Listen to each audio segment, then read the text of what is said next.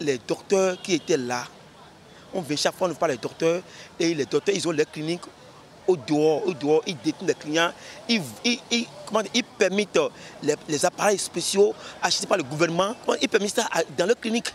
Maintenant, le peuple Patalon, il a mis fin à ce désordre. Si tu es un officier d'État, soit tu choisis d'être là, ou tu choisis d'être au privé, ou à la limite, tu demandes, dans les conditions fixées par la loi, l'exercice en clientèle privée. Cela a essayé aujourd'hui de laisser partir un peu la pagaille. Le président Talon a fait garnir le plateau technique, ce qui aussi faisait objet des grèves. Parce que longtemps, les gens disent non, comment on peut travailler avec des outils dérisoires? Mais ce sont les outils dérisoires que certains d'entre eux affrètent encore pour aller travailler dans leur clinique. Nous comptons, nous montons de Wadjoto les Sipedi. Toi, même fac, même moi, d'ailleurs, braquage et rouga. La cantine scolaire, les enseignants, si Talon n'avait pas mis cette rigueur, donc ces enfants n'ont rien. Donc ils vont tous emporter, comment dire, les manger à la maison. Et les femmes vont commencer à vendre. Les femmes deviendront les vendeuses du riz, des vivres. Vous voyez? Voilà, on vit des bois. Donc, filet, c'est nous.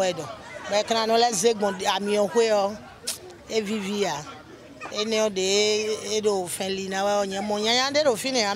Bon, et si viennent m'aider, mais le côté est on y a au mon yaya de bounia.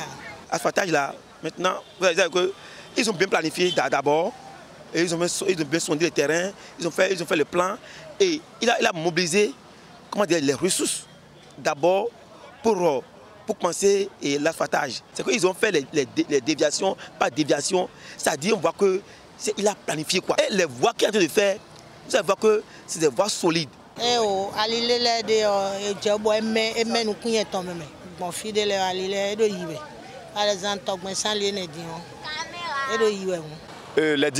Les malversations peuvent se comporter sur plusieurs niveaux. On peut épingler un directeur alors qu'il n'a pas volé un franc, seulement parce qu'il n'a pas créé le cadre organisationnel qu'il faut pour l'aboutissement d'un travail.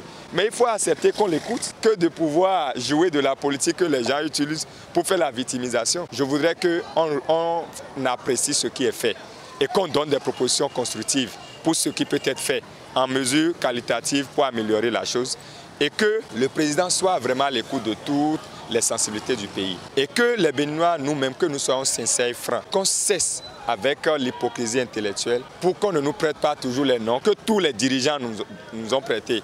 De l'intellectuel taré jusqu'au désert de compétences, ce n'est pas qu'ils manquent de compétences, mais quand des compétents, des cadres font montre d'hypocrisie intellectuelle, on est tenté de les traiter tels.